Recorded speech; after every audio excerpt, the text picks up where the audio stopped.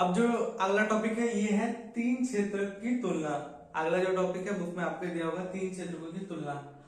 अब देखो तीन क्षेत्रक हैं, तीनों क्षेत्रक हमने क्या क्या पढ़ा, प्राथमिक क्षेत्रक या कृषि क्षेत्रक, दूसरा तृतीय क्षेत्रक और तीसरा हमने पढ़ा था सेवाएं क्षेत्रक या तृतीय क्षेत्रक। ये तीन क्षेत्रक थे।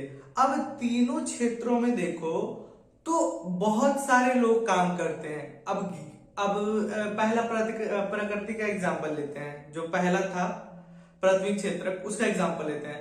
पहले क्षेत्रक में अगर देखा जाए तो आप देखोगे कि अगर गेहूं भी अगर निकालना है, खेत से गेहूं निकालना है तो फसल को काटा जाता है। फसल को काटने में कई सारे लोग लगते हैं।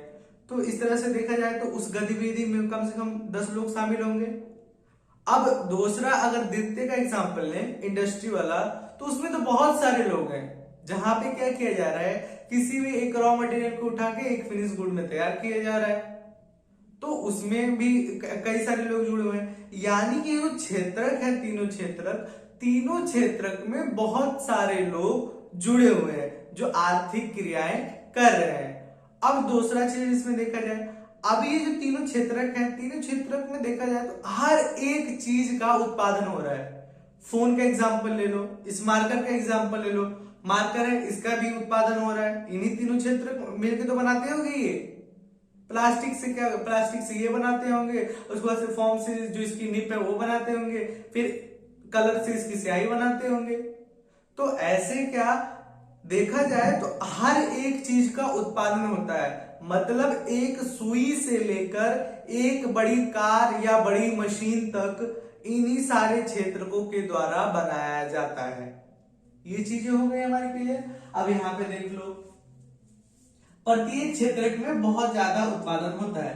मतलब अगर देखा जाए तो हर एक क्षेत्र में उत्पादन तो बहुत ज्यादा होता है। अगर गेहूं की बात करें तो गेहूं भी कम से कम 10 क्विंटल 50 क्विंटल ऐसे उत्पादन होता होगा। ये नहीं कि एक गेहूं का दाना, ऐसे तो उत्पादन नहीं होता है।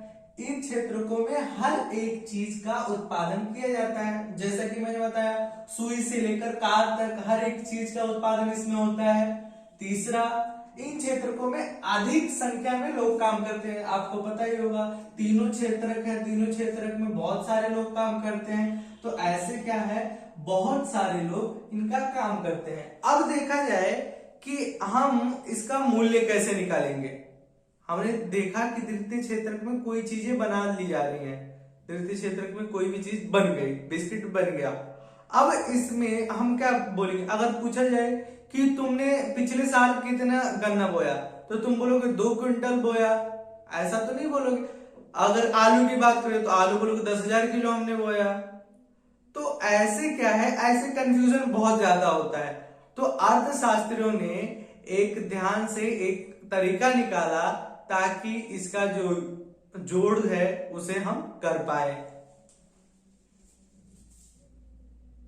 अब जो अर्थशास्त्री थे उन्होंने क्या कहा कि वस्तु और सेवाओं के वास्तविक संख्याओं के जोड़ के स्थान पर उनके मूल्य का उपयोग करो।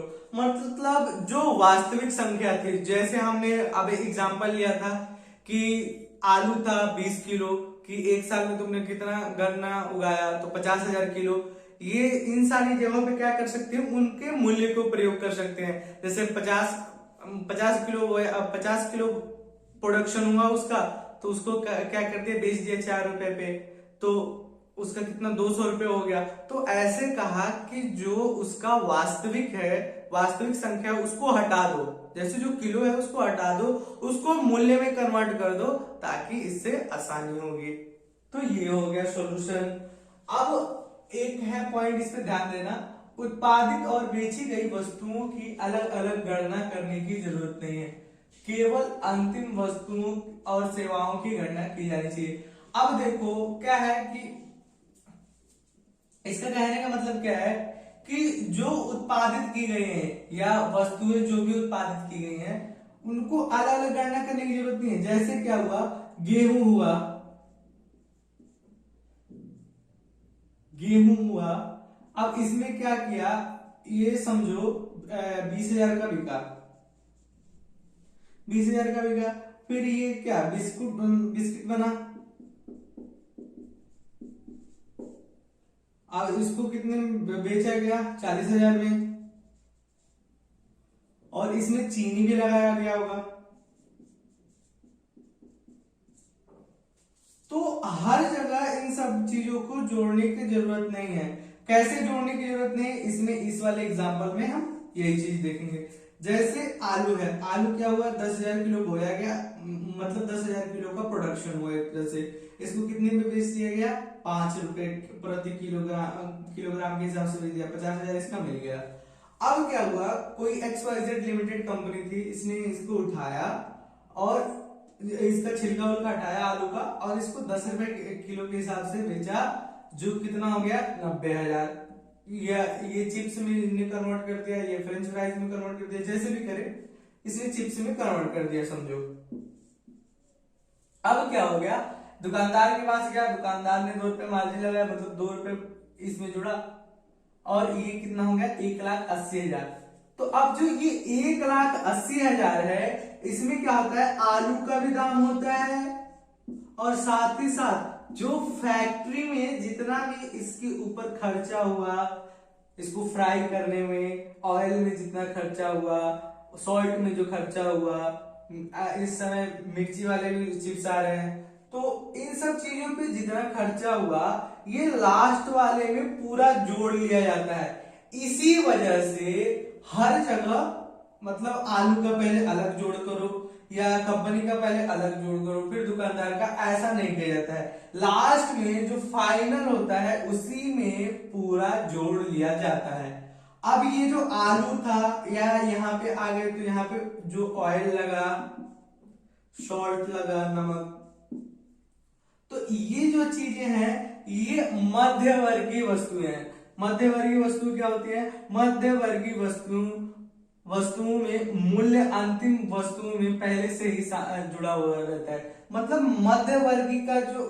मध्यवर्गीय वस्तु जो भी है, आलू है, आलू हो गया, या सॉल्ट हो गया, या गन्ना ले लिया हमने चीनी बनाने से पहले, तो इनका जो मूल्य जो होता है वो अंतिम वस्तु, जैसे चीनी हो गया, चीनी बना, तो चीनी में इनका जो मूल्य होता है वो जुड़ा रहता है। फॉर एग्जाम्पल में दिया हुआ है गन्ना, आलू, तो इन सब में ये सब जुड़ा रहता है।